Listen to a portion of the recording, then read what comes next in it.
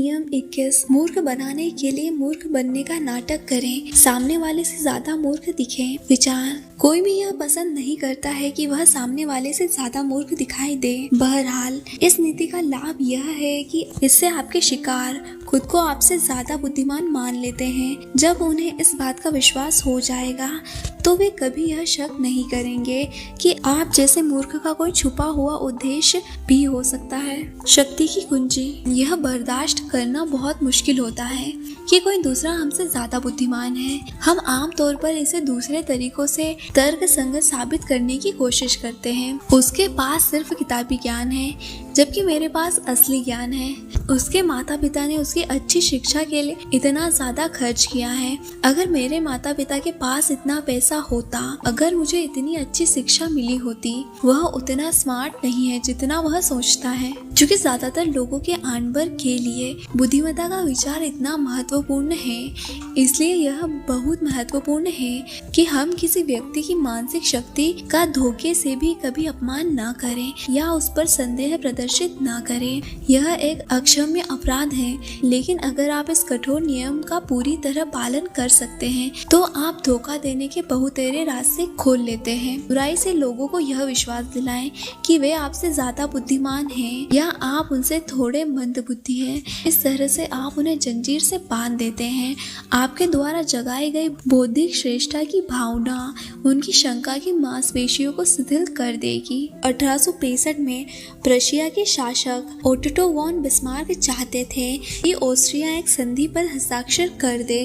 यह संधि पूरी तरह से प्रशिया के हित में थी और ऑस्ट्रिया के हितों के विरुद्ध थी। बिस्मार्क जानते थे ऑस्ट्रिया वालों से हस्ताक्षर करवाने के लिए उन्हें कोई चाल चलनी पड़ेगी। ऑस्ट्रिया का कूटनीतिज्ञ काउंट ब्लोम ताश के पत्तों का चतुर खिलाड़ी था। उसका विशेष प्रिय खेल क्विंज था और वह अक्सर कहता था कि किसी के भी क्विंज खेलने का तरीका देखकर वह उस व्यक्ति का चरित्र जान सकता है। बिस्मार्क ने ब्लोम के बारे में सुन रखा था। संधि पर चर्चा के एक रात पहले बिस्मार्क ने ब्लोम के साथ क्विंज खेलने का प्रस्ताव रखा। बिस्मार्क ने बाद में लिखा है, मैं इतने मूर्खतापूर्ण ढंग से खेला कि हर व्यक्ति हैरान रह गया।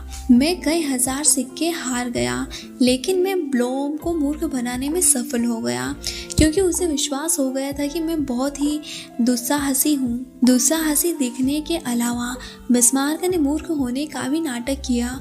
मूर्खतापूर्ण बातें कही और घबराहट का अभिनय करते हुए बेरिस्पेयर की बातें करते रहे। इस सबसे ब्लोम को ऐसा लगा कि उसने बहुमूल्य जानकारी इकट्ठी कर ली है। वह जानता था कि बिस्मार्क आक्रामक है। प्रशिया में उनकी पहले से ही ऐसी छवि बनी हुई थी और जिस तरीके से वह खेले थे उससे इस बात की पुष्टि हुई थी। और ब्लोम जानता था कि आक्रामक लोग मूर्ख और जल्दबाज होते हैं। उसने सोचा कि बिस्मार्क जैसा असावधान मूर्ख ठंडे दिमाग से योजना बनाने और धोखा देने में असक्षम होगा। इसलिए उसने समझौते पर एक उड़ती नजर डाली और उस पर हस्ताक्षर कर दिए।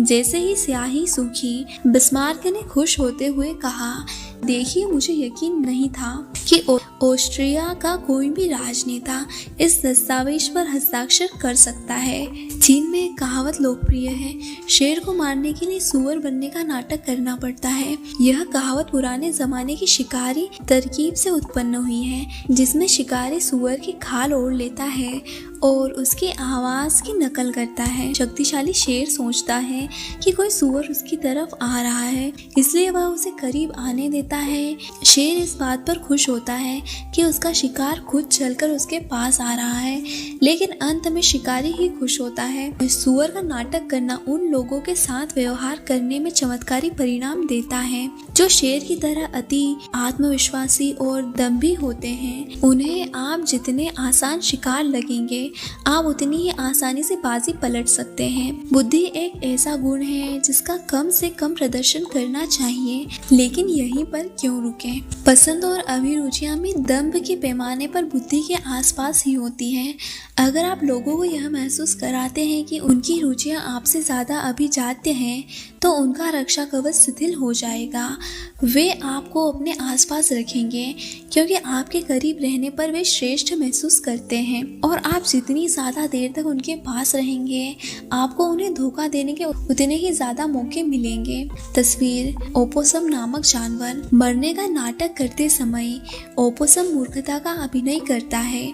बहुत से शिकारी जानवर इसे इसलिए नहीं खाते हैं। कौन विश्वास कर सकता है कि इतना बदसूरत, बुद्धिहीन, डरपोक और छोटा जानवर इतना बड़ा धोखा दे सकता है। विशेषज्ञ की राय, मूर्खता का इस्तेमाल करना सीखे। समझदार से समझदार व्यक्ति भी कई बार यह पता चलता है।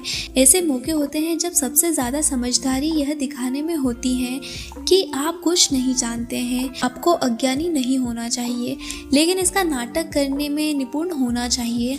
मूर्खों के बीच में समझदार बनना उतना ही लाभकारी है जितना कि पागलों के बीच में बुद्धिमान बनना। जो व्यक्ति मूर्ख बनने का नाटक करता है वह मूर्ख नहीं होता है। सर्वाधिक लोकप्रिय होने का सर्वश्रेष्ठ तरीका सबसे मूर्ख व्यक्ति की खाल ओढ़ना है।